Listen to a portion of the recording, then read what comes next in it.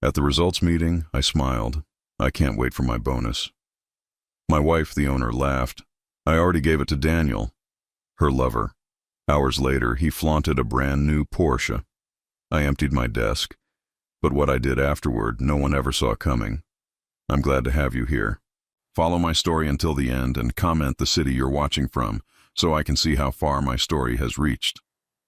My name is Glenn, and at 62 years old, I thought I had seen every kind of betrayal life could throw at me. I was wrong. The conference room at Henderson Industries felt smaller than usual that Thursday morning. The mahogany table that had witnessed 15 years of my dedication gleamed under the fluorescent lights, reflecting faces I had come to know as well as my own family. Kristen sat at the head of the table, commanding the room with the confidence that came from being born into wealth and raised to believe the world owed her everything. I adjusted my tie and opened my portfolio, ready to present the quarterly results I had spent weeks perfecting. The numbers were exceptional, our best quarter in 3 years. Revenue was up 28%, client retention had reached 94%, and our profit margins had increased by 15%. I had orchestrated every deal, nurtured every client relationship, worked 16-hour days to make it happen. "Gentlemen," Kristen began, her voice carrying that particular tone she used when she wanted to remind everyone who was in charge. "Ladies," she added, nodding toward Sarah from accounting. "Before we dive into the numbers, I want to address the bonus structure for this exceptional quarter." My heart quickened. After the grueling months I had put in, after missing dinners and weekend plans, after sacrificing my health to make those numbers possible, I had been looking forward to this moment. The bonus would finally validate all those years of being treated like just another employee despite being married to the owner. "Glenn has done remarkable work," Kristen continued, and for a moment warmth spread through my chest. Finally, recognition. Finally, acknowledgement of what I had contributed to her family's legacy. His dedication to our clients has been instrumental in achieving these results. I straightened in my chair, preparing to accept what was rightfully mine. Around the table, colleagues nodded in agreement. Tom from sales gave me an encouraging smile. Even Richard, who had never been particularly friendly, seemed to approve. "Which is why," Kristen paused, that smile I had learned to distrust playing at the corners of her mouth, "I've decided to award the performance bonus to Daniel." The words hit me like a physical blow. My pen slipped from my fingers, clattering onto the table. The room seemed to tilt, and I gripped the edge of my chair to steady myself. Daniel Patterson, the 34-year-old marketing coordinator who had been with the company for exactly 6 months. Daniel's fresh perspective and innovative strategies have been exactly what we needed, Kristen continued, her voice steady as if she were discussing the weather. The $25,000 bonus reflects our investment in the future leadership of this company. $25,000, the amount I had calculated in my head, the sum that would have helped us finally renovate the kitchen, maybe take that trip to Europe we had been planning for 5 years, gone, given to a man who couldn't even pronounce half our clients' names correctly. I looked at Daniel sitting 3 seats down from me and saw something that made my stomach turn. He wasn't surprised. His expression was controlled, practiced, as if he had known this was coming, as if they had discussed it beforehand. "Thank you, Kristen," Daniel said, his voice smooth and confident. "I'm honored by your faith in me. I promise to continue bringing fresh energy to our client relationships." Fresh energy. I had been building those relationships for 15 years, some of them since before Daniel was out of college. I had attended their children's weddings, mourned their losses, celebrated their successes. But apparently, that was just maintenance work. Real value came from fresh energy. The meeting continued around me, but I couldn't focus on the words. My mind kept replaying Kristen's announcement, searching for some indication that this was a mistake, a cruel joke that would be corrected. But her body language told a different story. She was relaxed, satisfied, as if she had just solved a particularly challenging problem. When the meeting finally ended, I lingered in my chair while the others filed out. Kristen was gathering her papers, humming softly under her breath. The sound grated against my nerves like fingernails on a chalkboard. "Kristen," I managed to say, my voice rougher than I intended. "Can we talk about the bonus decision?" She looked up, her blue eyes clear and untroubled. "What about it, honey? I think Daniel really deserved the recognition, don't you?" "Honey." She called me honey in the same tone she might use to address a confused child. I thought given the results I delivered that perhaps— Glenn, she interrupted, setting down her papers and focusing on me with the patience of someone explaining simple math to a slow student. You did exactly what we pay you to do. Daniel went above and beyond. There's a difference, above and beyond. I wanted to ask her what that meant exactly. What had Daniel done that I hadn't? But the way she was looking at me, with that mixture of pity and mild irritation, told me that any protest would only make me look desperate. I gathered my things and walked to my office, my legs feeling unsteady beneath me.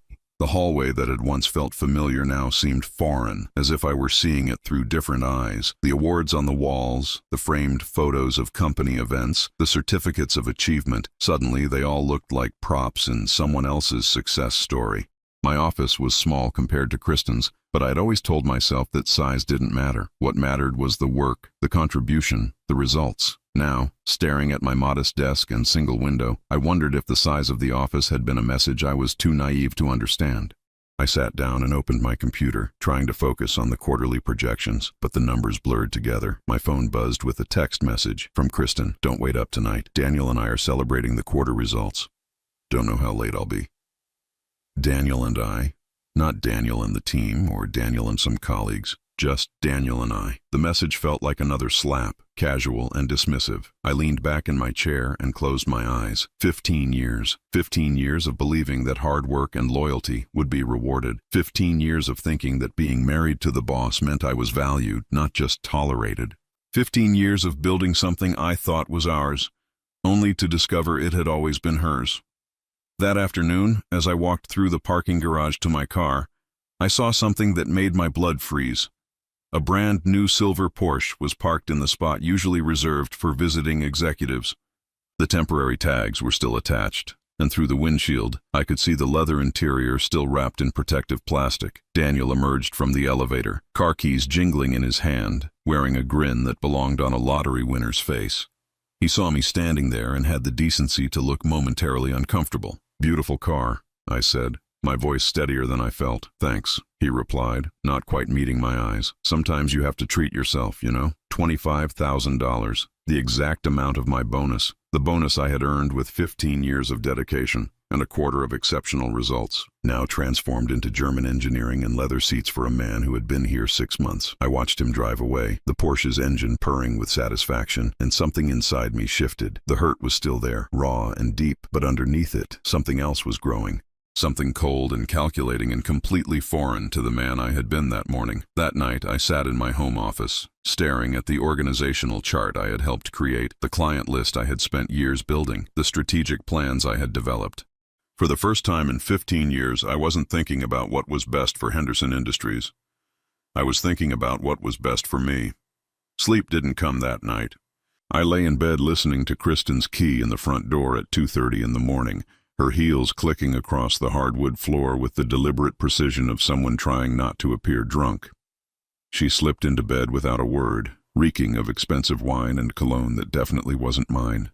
The next morning, she was gone before I woke up. A note on the kitchen counter, written in her precise handwriting. Early meeting with potential investors. Don't wait for dinner tonight either. I stood there in my pajamas, holding that note, and felt something click into place in my mind. It wasn't anger anymore or even hurt. It was clarity. For the first time in years, maybe decades, I was seeing my life without the filter of hope and denial. I called in sick to work. At 62, I had accumulated enough sick days to take a month off, a fact that suddenly seemed significant. When had I last taken a sick day? When had I last taken any time for myself that wasn't somehow connected to Henderson Industries? Instead of going to the office, I drove to the local library. I needed neutral ground, somewhere away from the house that Kristen's family had bought, away from the office where I had spent 15 years building someone else's empire. I found a quiet corner and opened my laptop. The first thing I did was something I should have done years ago. I looked up the real value of Henderson Industries, not the numbers I saw in our internal reports, but the actual market assessment. What I found made my hands shake. The company was worth $12 million. $12 million. and according to every metric I could find, the valuation had tripled in the past 5 years. The same 5 years when I had taken over most of the day-to-day operations, when I had personally managed our 3 largest accounts, when I had restructured our entire client service approach. I had built a $12 million company, and my reward was a salary barely above what I could have made as a middle manager anywhere else. A salary that Kristen reminded me regularly was generous, considering. Considering what? Considering that I was married to her? Considering that I should be grateful for the opportunity to work 18-hour days to make her family richer? I pulled up our company's organizational chart and studied it with new eyes. My title was Senior Client Relations Manager. Not Vice President, not partner, not even director. Just a manager with the word senior thrown in front like a participation trophy. Daniel's title, I noticed, was Marketing Strategy Coordinator. But in the 6 months he had been there, I had watched him in meetings. He didn't coordinate anything. He presented ideas that I knew came from expensive consulting reports, took credit for improvements that were actually the result of systems I had spent years perfecting, and somehow made it all sound revolutionary. I thought about the client dinner last month where Daniel had confidently told our biggest account about a new approach to their inventory management. I had bitten my tongue, knowing that the approach was actually a modification of something I had suggested 3 years ago and had been slowly implementing ever since. But watching the clients' faces, seeing their excitement about this innovation, I realized something crucial. Presentation mattered more than substance in ways I had never understood. The pieces of a puzzle I didn't know I was solving began falling into place. Kristen's increasingly frequent business dinners. The way she had started asking Daniel for his opinion in meetings where she used to defer to my expertise. The subtle but unmistakable shift in how she spoke about the company's future. I opened a new browser tab and did something else I had never done. I researched my own professional worth on the open market. The results were startling. Senior client relations managers with my experience and track record were commanding salaries 30 to 40% higher than what I was making. And that was just as an employee. Consultants with my background were charging $300 per hour. $300 per hour. I did the math quickly in my head. If I worked just 20 hours a week as a consultant, I would make more than my current full-time salary. If I worked full-time, I would triple my income. But the real revelation came when I started looking at the profiles of successful consultants in my field. They weren't just selling their time.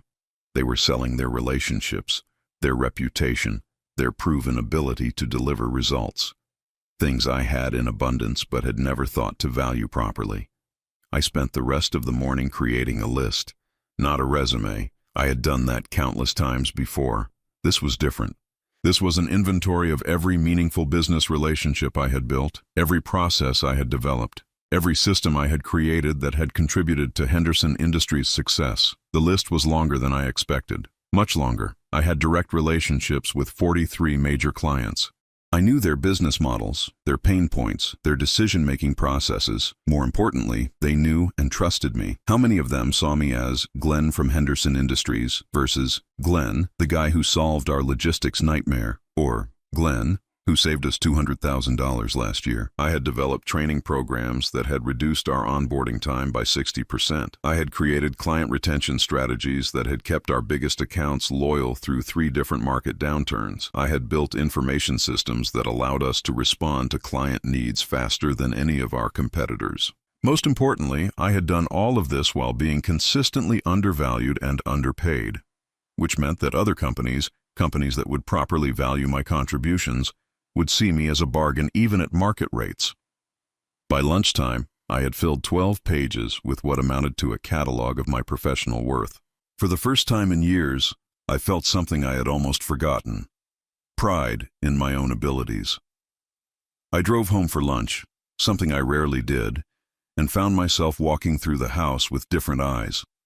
Everything I looked at told a story I had been blind to for too long. The furniture was all Kristen's taste. The art on the walls reflected her preferences. Even the books on the shelves were hers. Business biographies and self-help guides about maximizing your potential and building wealth through strategic thinking. Where were my things? Where was any evidence that I lived here too? I walked into my home office, the one room in the house that was supposedly mine, and realized it wasn't really mine at all. It was a workspace set up for Henderson Industries business. The files were all company files. The computer was a company computer. Even the desk had been chosen by Kristen because it looked professional for video calls with clients. I had no space in this house that was truly mine, just as I had no real position in the company that was truly mine. I was a visitor in my own life, welcomed as long as I was useful, tolerated as long as I didn't ask for too much. That afternoon, I did something I hadn't done in years. I called an old colleague. Jim Martinez had been a mentor early in my career, before I met Kristen, before I got caught up in the promise of building something together. He had started his own consulting firm 8 years ago and had tried to recruit me several times over the years. Glenn, his voice was warm with genuine pleasure. I was just thinking about you last week. How are things at Henderson? That's actually what I wanted to talk to you about, I said. Do you have time for coffee this week? There was a pause, then a chuckle. Let me guess. You're finally ready to stop wasting your talents on someone else's empire. The words hit me like a revelation. Wasting my talents. That's exactly what I had been doing, and I had been so focused on being loyal, on being supportive, on being grateful, that I had never allowed myself to see it that way. Maybe, I said. I think I'm ready to explore some options. It's about time, Jim said. I'll be honest with you, Glenn. I've been watching Henderson Industries from the outside, and I know the real story. Everyone in our industry knows who's really driving that success. The only person who doesn't seem to know it is you. After I hung up, I sat in my home office staring at my reflection in the dark computer screen. Jim was right. I had been the last person to recognize my own value, the last person to understand that loyalty without respect is just exploitation dressed up in prettier words. That evening, when Kristen came home at nearly midnight, I was sitting in the living room reading a book I had bought that afternoon, Strategic Career Transition for Senior Professionals. She glanced at the cover and raised an eyebrow. Thinking about a career change? She asked, her tone light but her eyes sharp. Thinking about a lot of things, I replied.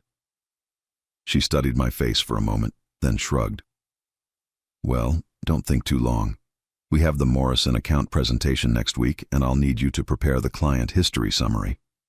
She walked upstairs without waiting for my response, and I realized she had just proven my point perfectly. Even in that moment, even when I was clearly signaling that changes were coming, her only concern was what I could do for the company. I wasn't her husband in that moment. I wasn't her partner. I was her employee, and not even a particularly valued one. But as I closed the book and headed upstairs, I felt something I hadn't experienced in years: anticipation.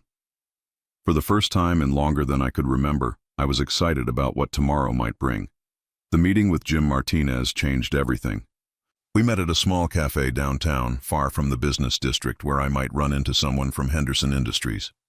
Over coffee and Danish pastries, Jim laid out a picture of my professional worth that was both flattering and devastating. Glenn, you need to understand something, he said, leaning forward with the intensity of someone delivering crucial news. In our industry, people know your name. They know your work. They just don't associate it with you because you've been hiding behind Henderson Industries for so long. He pulled out his phone and showed me a LinkedIn discussion from 2 months ago. The topic was client retention strategies in mid-market consulting, and several people had mentioned the Henderson approach as a gold standard. What they were describing, word for word, was a system I had developed 3 years ago. That's your intellectual property, Jim said, your methodology, but nobody knows it came from you. That afternoon, I returned to the office with a mission. For 15 years, I had been the dutiful employee, focused on doing good work and trusting that others would recognize and reward my contributions. Now, I needed to understand exactly what those contributions were worth, and more importantly, how dependent Henderson Industries really was on my continued presence. I started with the client files. As Senior Client Relations Manager, I had access to everything: contact histories, contract details, revenue breakdowns, satisfaction surveys. What I discovered over the next few days painted a picture that was both satisfying and terrifying. Of Henderson Industries' 47 active clients, I was the primary contact for 39 of them. Not just the primary contact. In many cases, I was the only person at the company who understood their business well enough to serve them effectively. Take Morrison Industries, our largest account. They generated almost $2 million in annual revenue for us. I had been managing their account for 8 years, ever since their previous consultant retired. I knew their seasonal patterns, their budget cycles, their internal politics. More importantly, their CEO, Margaret Morrison, had told me repeatedly that she stayed with Henderson specifically because she trusted my judgment. The same pattern held across our client base. 60% of our revenue came from accounts where I was not just the relationship manager, but the relationship itself. I pulled up our internal database and began documenting something I had never paid attention to before: how many times other Henderson employees had tried to work with these clients, and how often those attempts had failed. The pattern was clear and consistent. When other account managers tried to handle my clients during my vacations or sick days, client satisfaction scores dropped significantly. Complaints increased. In 2 cases, we had nearly lost major accounts because other staff members had misunderstood client requirements or made promises we couldn't keep. But the most damning evidence came from our new business development records. Over the past 5 years, 73% of our new clients had come through referrals from existing clients. My clients. People who trusted my work enough to recommend us to their colleagues. I was not just managing Henderson Industries client relationships. I was generating them.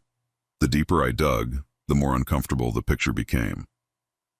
Our company's growth over the past 5 years hadn't been the result of innovative marketing or strategic business development.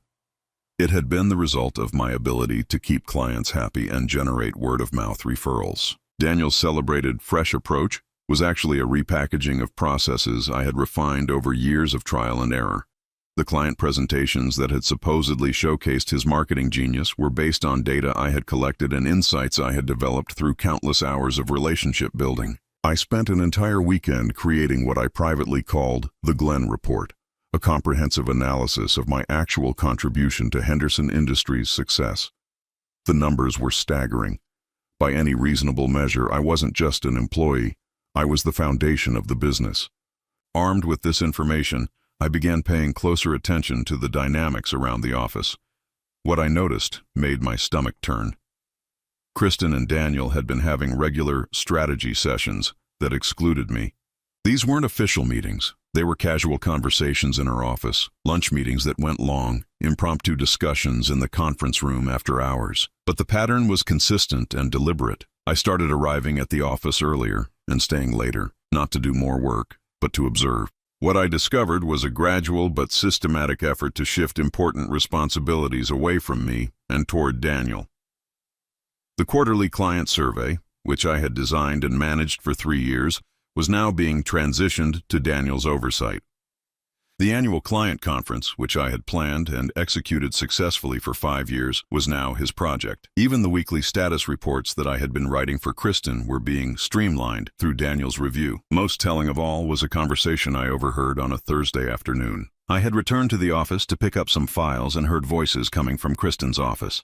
The door was slightly ajar, and while I didn't intentionally eavesdrop, their voices carried clearly into the hallway. "The transition needs to be gradual," Kristen was saying. "We can't afford to lose any clients during the changeover." "I understand," Daniel replied. "But some of these relationships go back years. The clients might resist working with someone new. That's why we need to start introducing you as the lead on new initiatives. Let them get comfortable with you before we make the official change." My blood went cold. They weren't just shifting responsibilities. They were planning to replace me entirely. "What about Glenn?" Daniel asked. "He's going to notice eventually." Kristen's laugh was soft but cutting. "Glenn notices what we want him to notice.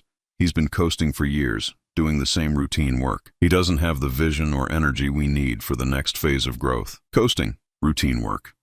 After 15 years of building their business, after generating millions in revenue, after sacrificing my own career ambitions to make Henderson Industries successful, that's how she saw my contribution. I walked back to my car in a daze, but by the time I reached home, the daze had crystallized into cold, analytical thinking. They were planning to edge me out, but they needed my client relationships to remain intact during the transition, which meant I had a window of opportunity, but it was closing fast. That evening, I did something I had never done before. I calculated exactly how much money I had made for Henderson Industries over the past 5 years. Not just the revenue from my direct accounts, but the new business that had come through referrals, the cost savings from improved processes I had implemented, the avoided losses from my client retention efforts. The number was breathtaking. I had personally generated or protected over $15 million in value for the company. My total compensation during that same period had been less than $600,000. I had been earning Henderson Industries roughly $25 for every dollar they paid me. The next morning, I arrived at the office early and requested a meeting with Kristen. I told her I wanted to discuss my career development and future with the company. She agreed to meet later that week, her tone suggesting she saw this as a routine conversation about minor adjustments to my role. She had no idea I was documenting everything. Every client relationship, every process I had developed, every piece of institutional knowledge that existed primarily in my head. I was creating what amounted to a blueprint for extracting my value from Henderson Industries. But I was also creating something else, a roadmap for taking that value with me. Over the next few days, I began reaching out to old colleagues, not just Jim Martinez, but others who had moved on to different companies or started their own consulting practices. I wasn't ready to make any commitments yet, but I needed to understand my options. What I learned was both encouraging and sobering. The consulting market was hungry for someone with my experience and track record. The relationships I had built, the results I had delivered, the reputation I had earned, all of that had value independent of Henderson Industries. But timing would be everything. If I was going to make a move, it had to be strategic, calculated, and decisive. I couldn't afford to look desperate or vindictive. I needed to look like exactly what I was, a valuable professional making a smart career decision. The meeting with Kristen was scheduled for Friday afternoon. As the week progressed, I watched her interactions with Daniel become increasingly open and collaborative. They no longer bothered to hide their planning sessions or speak in coded language when I was around. They thought I was oblivious. They thought I was too comfortable, too complacent, too grateful for my position to ever consider leaving. They were about to discover how wrong they were. Thursday night, I sat in my home office and reviewed everything I had compiled. The documentation of my contributions, the analysis of the company's dependence on my relationships, the evidence of their plan to replace me, and most importantly, the growing list of opportunities that existed outside of Henderson Industries. For the first time in 15 years, I was excited about a meeting with my wife, not because I expected anything good to come from it, but because I was finally ready to stop pretending that loyalty was more valuable than self-respect. Tomorrow, I would find out exactly how little they valued me, and then I would show them exactly how much that was going to cost them. The meeting with Kristen lasted exactly 12 minutes. I had prepared for hours, gathered evidence for days, and built my case with the methodical precision of someone who had finally learned to value his own worth. She dismissed it all with the casual indifference of someone swatting away a fly. "Glenn, I appreciate your enthusiasm," she said, not looking up from her computer screen as I presented my analysis of my contributions to the company. "But you seem to be overestimating your role in our success. Henderson Industries was successful before you arrived, and it will be successful long after you retire." I had expected resistance, even dismissal, but the casual cruelty of her response caught me off guard. Before I arrived, I had been working at Henderson Industries for 15 years. There was no "before I arrived" that was relevant to our current success. "Kristen, the numbers show what we've accomplished as a team," she interrupted, finally looking at me with the patient expression of someone explaining basic mathematics to a child. "Your individual contribution, while valuable, is just one part of a larger machine." I placed the client retention analysis on her desk. 78% of our revenue comes from accounts where I'm the primary relationship manager. She glanced at the document without reading it. "Which means you've been doing your job adequately." "Congratulations." Adequately. 15 years of 18-hour days, of building relationships that had transformed her family's small consulting firm into a $12 million enterprise, and she considered it adequate performance. "I think there's been a misunderstanding about my value to this organization," I said, keeping my voice level despite the anger building in my chest. "Glenn," Kristen sighed, leaning back in her chair with the weary expression of someone forced to state the obvious. "Your value to this organization is exactly what we pay you. If you were worth more, you'd be earning more. It's really that simple." That's when I knew with absolute certainty that my marriage was over. Not because of Daniel, not because of the affair I was now sure was happening, but because of this moment. The woman I had spent 15 years supporting, building a life with, sacrificing for, saw me as nothing more than a moderately useful employee whose worth was determined by what she was willing to pay. "I see," I said, gathering my documents. "I think I understand the situation much better now." "Good," she said, already turning back to her computer. "I'm glad we could clear that up. Oh, and don't forget, we need the Morrison proposal updated by Monday. Daniel has some new ideas he wants to incorporate." I walked out of her office with perfect clarity about what needed to happen next. The Glenn who had entered that meeting still harbored some hope that this was all a misunderstanding, that 15 years of marriage and partnership meant something. The Glenn who left that meeting understood that loyalty was a one-way street in the Kristen universe, and he had been traveling in the wrong direction for far too long. That afternoon, I called Jim Martinez and accepted his offer to discuss joining his consulting firm. But more importantly, I called my lawyer. Robert Chen had handled our real estate transactions and estate planning for years, but I had never thought to consult him about employment matters. That oversight, I realized, had been part of my fundamental misunderstanding of my own situation. "Glenn, I'm glad you called," Robert said when I explained my situation. "I've been wondering when you'd finally realize you needed to protect your interests." "What do you mean?" "I mean that for years, whenever Kristen and I discussed your estate planning or property ownership, I kept expecting you to ask about protecting your intellectual property or securing your position in the company. You never did." Robert explained what I should have understood years ago, that my work at Henderson Industries had created valuable intellectual property that belonged to me, not the company.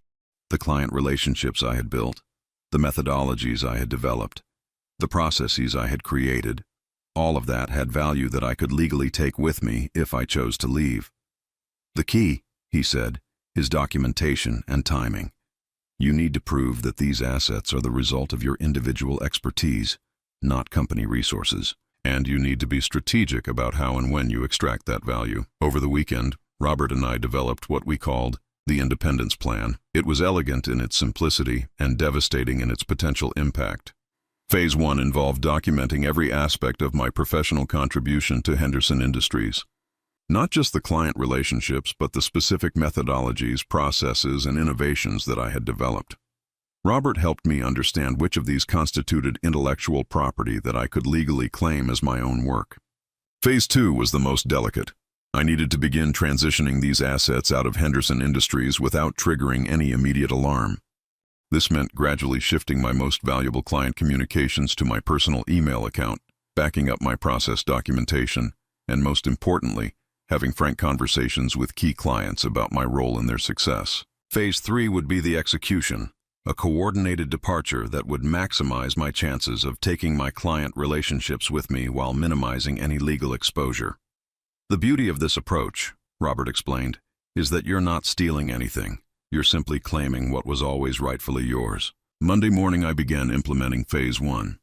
I started with Morrison Industries, our largest account. Margaret Morrison had been telling me for years that she valued our relationship specifically because of my understanding of her business needs. I decided to test exactly how personal that loyalty was. I called her directly, something I did regularly as part of account management. But this time I steered the conversation toward my individual role in her success. "Margaret, I wanted to ask you something confidentially," I said. "If I were to leave Henderson Industries and start my own consulting practice, would you consider bringing your business with me?" The pause was brief. "Glenn, honestly, I've been wondering when you'd finally make that move." "Yes, absolutely. You're the reason we stay with Henderson. The company is fine, but you're the one who understands our business." Over the next 2 weeks, I had similar conversations with 12 of my most important clients. The response was unanimous. Their loyalty was to me, not to Henderson Industries. Several of them expressed surprise that I hadn't started my own firm years ago. "We always assumed you were a partner," said David Chen from TechFlow Solutions. "The way you operate, the authority you have with our account, the results you deliver, we never thought of you as just an employee." Just an employee. The phrase stung, but it also clarified something important. My clients saw me as a principal, not a subordinate. They respected my expertise and trusted my judgment in ways that Kristen had never acknowledged. Armed with this knowledge, I moved to Phase 2. I began the delicate process of separating my professional assets from Henderson Industries' infrastructure. I created a personal email account and gradually transitioned my most important client communications there, always with legitimate business reasons. I documented my methodologies and processes in ways that clearly established my authorship. Most importantly, I began building relationships with potential partners and service providers who could help me establish an independent practice. Jim Martinez introduced me to a CPA who specialized in consulting firm startups. She helped me understand the financial requirements for launching my own practice and showed me how to structure it for maximum efficiency. The numbers were encouraging. With just 5 of my current clients, I could generate more income than my current salary. With 10 clients, I could double it. But the real breakthrough came when I met Sarah Williams, a marketing consultant who had left a large firm 2 years earlier to start her own practice. Her story was remarkably similar to mine. Years of building someone else's business, being undervalued and underpaid, finally realizing that loyalty without respect was just exploitation. The hardest part, Sarah told me over lunch, is overcoming the psychological conditioning. You've been trained to think that your worth is determined by what someone else is willing to pay you, but your actual worth is determined by what your clients are willing to pay for your services. Sarah offered to partner with me on a consulting practice that would combine my client relationship expertise with her marketing and business development skills. Together, we could offer a more comprehensive service than either of us could provide alone. Your client relationships are the foundation, she explained. My marketing expertise can help us grow from there. But the key is making the transition smooth for your existing clients so they never feel like they're taking a risk by following you. By the end of March, I had everything in place. I had identified 15 clients who were ready to follow me to an independent practice. I had partnered with Sarah Williams to create a service offering that was actually superior to what Henderson Industries provided. I had secured office space, established business banking, and even hired our first employee, a project coordinator who had worked with Sarah at her previous firm.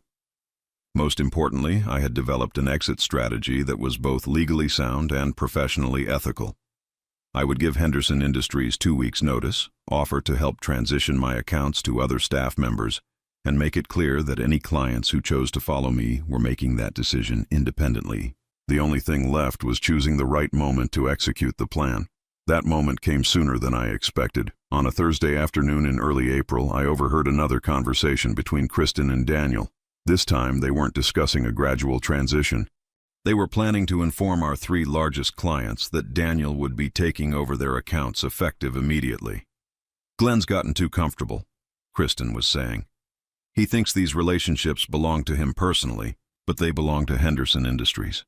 It's time to remind everyone where the real value lies. As I listened to them plan my professional execution, I felt a strange sense of calm. They had just made my decision for me. That evening, I called Sarah Williams. "I think it's time," I said. "How quickly can we be operational?" 2 weeks, she replied. "Maybe less if we need to move fast." "Move fast," I said. Monday morning, I'm giving my notice. 15 years of loyalty and dedication were about to come to an end. But for the first time in longer than I could remember, I wasn't afraid of what came next. I was excited about it. Monday morning arrived with the kind of clarity that comes from finally knowing exactly what you need to do. I dressed carefully, my best suit, the tie Kristen had bought me for our 10th anniversary, shoes polished to perfection. If this was going to be my last day as an employee, I wanted to look like the professional I had always been but had never been treated as. I arrived at the office early before anyone else and placed a single envelope on Kristen's desk. Inside was my resignation letter, written with the same precision I had brought to every project over the past 15 years. 2 weeks' notice, effective immediately. Professional courtesy, nothing more. Then I walked to my office and began the process I had been planning for weeks. Every personal file, every document I had created, every piece of intellectual property that belonged to me, it all went into carefully labeled boxes. I worked methodically, checking items off a list I had memorized, making sure nothing important was left behind.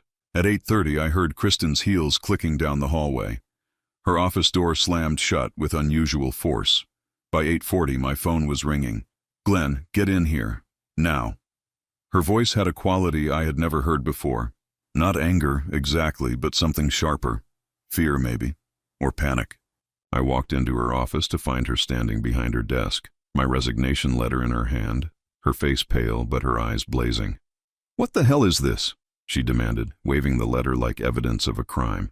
"It's my resignation," I said calmly. I thought the heading made that clear. You can't be serious.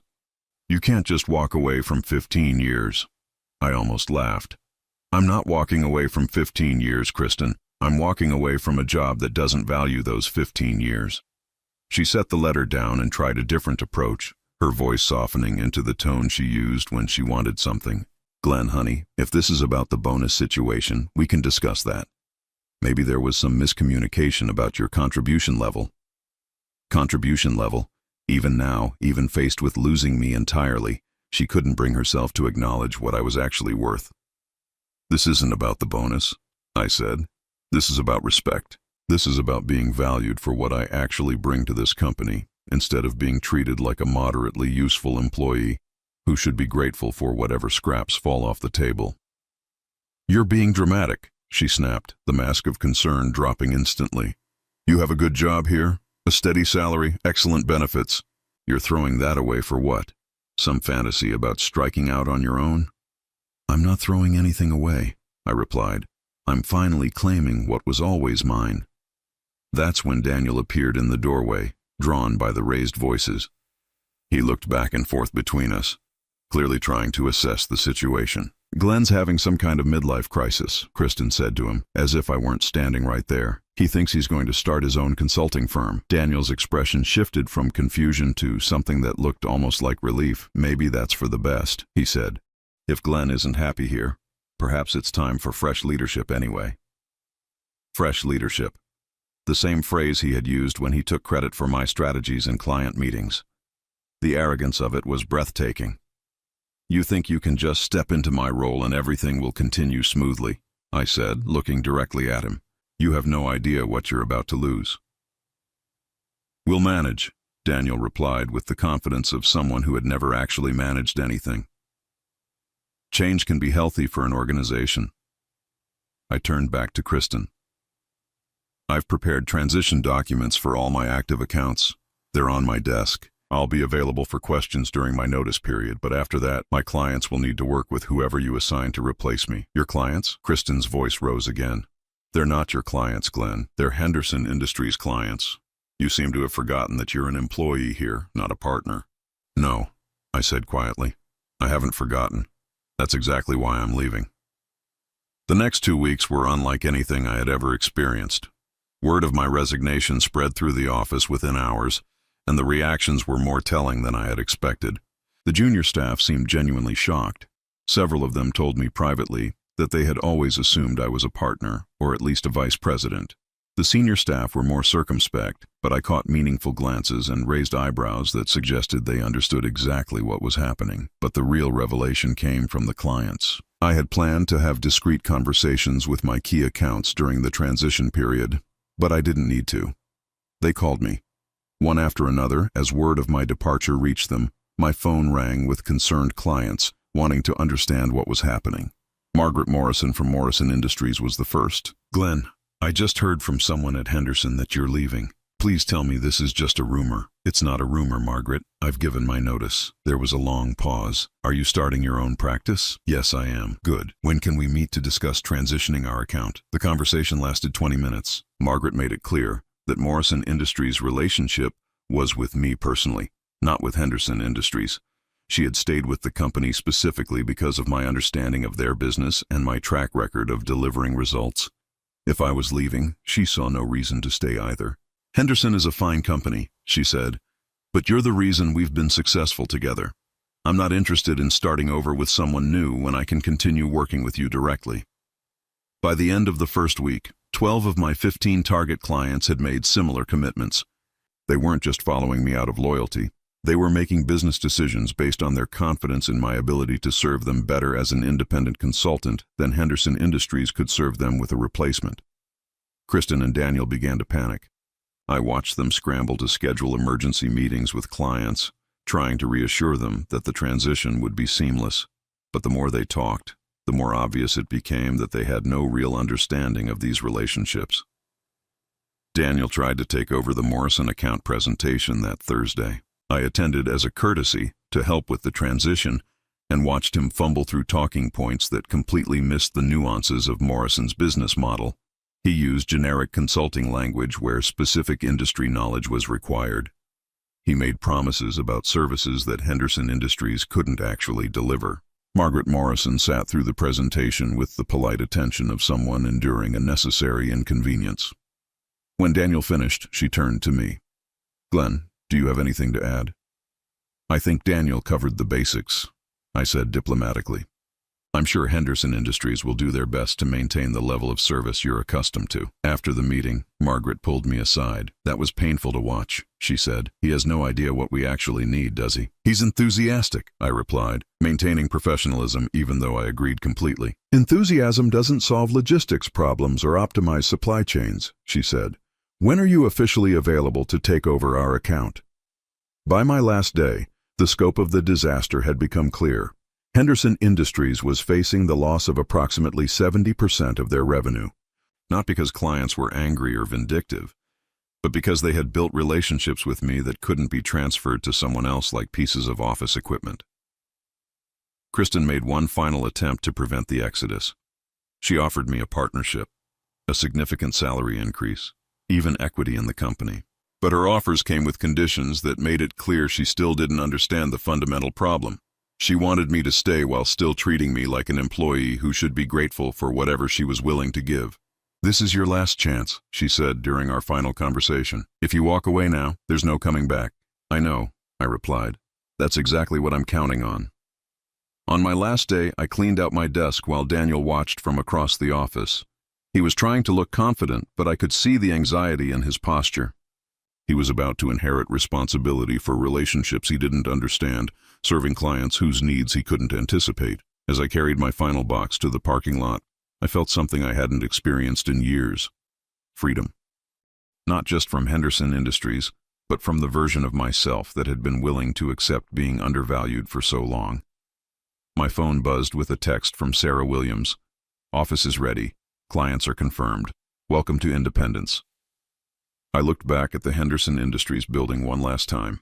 Through the windows I could see Kristen and Daniel in the conference room, probably trying to figure out how to salvage what was left of the business I had spent 15 years building. They would figure something out eventually. They were smart, capable people. But they would never again have the luxury of taking someone's loyalty for granted while offering nothing but indifference in return. I got in my car and drove toward my new office, my new partnership, my new life. For the first time in 15 years, I was working for someone who truly valued my contributions, myself. 6 months later, I sat in my new office overlooking downtown, reviewing financial reports that still surprised me every time I looked at them. Williams and Patterson Consulting, the name Sarah and I had chosen for our partnership, had not just survived its first half year. It had thrived beyond our most optimistic projections. We had started with 15 committed clients and ended up with 23. Word of mouth in the consulting industry moves fast, and apparently the story of my departure from Henderson Industries had become something of a cautionary tale about the importance of valuing your key talent. Our revenue for the first 6 months was $430,000. My personal income, after business expenses and profit sharing with Sarah, was more than I had made in the previous 18 months at Henderson Industries. But more importantly, every dollar represented recognition of actual value delivered, not charity from someone who considered me moderately useful. The phone on my desk buzzed. "Glenn, there's someone here to see you," my assistant Rachel announced. "She says it's personal." I glanced at my calendar. I had a conference call in 20 minutes with a potential new client, but no personal appointments scheduled. "Send her in," I said, curious about who might be making an unscheduled visit. Kristen walked through my office door, and for a moment, I barely recognized her. The confidence that had always surrounded her like armor was gone. She looked smaller somehow, diminished in a way that had nothing to do with physical appearance. "Hello, Glenn," she said, her voice softer than I remembered. "Kristen." I gestured to the chair across from my desk. "This is unexpected." She sat down carefully, clutching a small purse in her lap like a shield. "You have a nice office," she said, looking around at the space Sarah and I had designed for efficiency and comfort rather than intimidation. "Thank you. What can I do for you?" She took a breath, and I could see her gathering herself for whatever she had come to say. "I wanted to talk to you about Henderson Industries." "What about it?" "It's struggling," she said, the words coming out in a rush. "More than struggling. We've lost 68% of our client base. The remaining accounts aren't enough to cover our overhead." I waited for her to continue, keeping my expression neutral. I had heard rumors through industry contacts, but this was the first direct confirmation of how bad things had gotten. "Daniel left 3 weeks ago," she continued. "He got an offer from Morrison Industries to be their internal operations coordinator. Apparently, Margaret Morrison decided she needed someone with his fresh perspective." I almost smiled at the irony. Margaret Morrison had hired Daniel specifically to get his consulting expertise without having to go through Henderson Industries.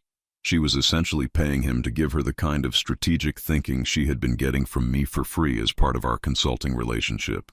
"I'm sorry to hear about your difficulties," I said, and found that I actually meant it. Watching someone fail is never as satisfying as you think it will be, especially when that person was once important to you. "Glenn," Kristen said, her voice dropping to almost a whisper, "I made a mistake." "Which mistake would that be?" "All of it. The way I treated you. The way I valued your contributions, the way I took your loyalty for granted." She paused, tears forming in her eyes. I didn't understand what I had until it was gone. I leaned back in my chair, studying her face. This was the conversation I had imagined having 100 times during my worst moments at Henderson Industries. The moment when she would finally acknowledge my worth, finally recognize what she had lost. Now that it was happening, I felt nothing but a kind of distant sadness. "I need to ask you something," she continued. "Is there any chance you would consider coming back? I know things ended badly, but maybe we could start over. I could make you a full partner, give you equity, whatever it takes." "Kristen," I said gently, "Henderson Industries doesn't exist anymore, not in any meaningful way." "It could," she said quickly, "with your clients, your expertise. We could rebuild it. Make it better than it was before." I looked at her for a long moment. This woman I had spent 15 years trying to please, trying to support, trying to love. She was offering me everything I had once wanted from her. Partnership, recognition, respect. All of it was finally on the table, and none of it mattered anymore. "I appreciate the offer," I said, "but I'm not interested in rebuilding Henderson Industries. I'm interested in building something new, with your consulting firm, with my life." She absorbed this, her face crumpling slightly. "So this is it? We're really over? Both the business and—" "The business was over the day you gave my bonus to Daniel," I said. "The marriage was over the day you told me I should be grateful for the opportunity to work for you. I never said that. You said it every day, Kristen. Maybe not in those exact words, but in every decision you made, every priority you set, every time you treated me like an employee in my own life." We sat in silence for a moment. Outside my window, the city hummed with the energy of people building things, creating value, pursuing their own versions of success. "What happens now?" she asked finally. "For you? I don't know. You'll figure something out. You're smart and capable. You always have been."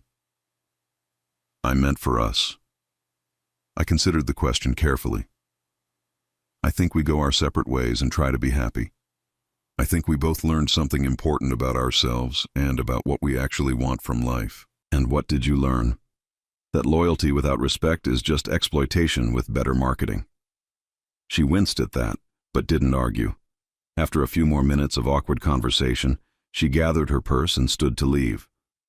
"Glenn," she said, pausing at the door, "for what it's worth, I am proud of what you've built here. I should have said that years ago." "Thank you," I replied. "That does mean something." After she left, I sat alone in my office, processing the conversation. I had expected to feel triumphant, vindicated, maybe even a little smug. Instead, I felt something simpler and more profound: peace. My phone buzzed with a text from Sarah. "Client meeting went great. They want to sign a 6-month contract. Dinner to celebrate?" I smiled and typed back, "Absolutely, my treat." A year later, Williams & Patterson Consulting had grown to 12 employees and over 40 clients. We had outgrown our original office and moved to a larger space designed specifically for collaboration and innovation. Industry publications had started writing about our approach to client relations and business development. But the real measure of success wasn't in the revenue reports or the media coverage. It was in the fact that I woke up every morning excited about the work I was doing and the people I was working with. I had learned something important about the difference between being successful and being valued. Henderson Industries had been successful, but I had never been valued there. Williams and Patterson was successful too, but more importantly, it was built on the principle that everyone's contributions mattered and should be recognized accordingly. Sometimes I drove past the building that had housed Henderson Industries. It was empty now, with a for lease sign in the window. Kristen had closed the business 6 months after our conversation and taken a position with a larger consulting firm in another city. I heard she was doing well there, working as a project manager rather than trying to run her own empire. Daniel, as far as I knew, was still working for Margaret Morrison and learning the hard way that being given opportunities and earning them are two very different things. I never saw either of them again, and that was exactly how I wanted it. On a warm Friday evening in September, I was working late in my office when Rachel knocked on my door. "Glenn, there's a call for you. Someone named Jim Martinez." Jim had become not just a business colleague but a genuine friend over the past year. His advice and support had been invaluable during the transition to independence. "Glenn," Jim's voice was warm with excitement. "I have some news I think you'll find interesting. Good news, I hope. The best kind. I just got off the phone with the CEO of Meridian Consulting. They want to acquire Williams and Patterson." I nearly dropped the phone. Meridian was one of the largest consulting firms in the country, with offices in 12 cities and annual revenue in the hundreds of millions. They want to what? They've been watching your growth over the past year, and they're impressed. Not just with your financial performance, but with your client retention rates and your reputation in the industry. They want to acquire your firm and make you a regional director. What kind of numbers are we talking about? Jim paused for dramatic effect. $8 million for the business, plus a 5-year employment contract at $300,000 per year, plus bonuses based on performance. I sat down heavily in my chair. $8 million.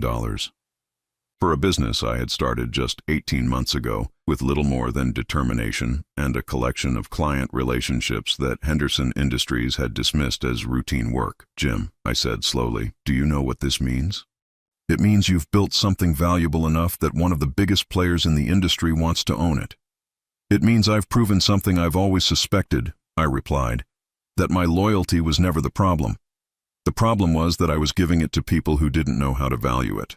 3 months later, I signed the acquisition papers that officially made me a millionaire and a regional director of one of the most respected consulting firms in America. Sarah signed her own contract as a division head, and most of our employees received offers to join the larger organization with significant salary increases. At the celebration dinner, I raised my glass to toast the team that had made it all possible. But privately, I was toasting something else. The day I finally learned the difference between being grateful for the opportunity to work and demanding the respect that excellent work deserves. The silver Porsche that had once symbolized my humiliation now seemed like ancient history. I could buy 10 of them if I wanted to, but more importantly, I didn't need to prove anything to anyone anymore. I had learned the most valuable lesson of my professional life, that sometimes the best thing you can do for someone who takes you for granted is to stop being available to be taken for granted. And sometimes, if you're very lucky, that decision doesn't just change your career, it changes your life.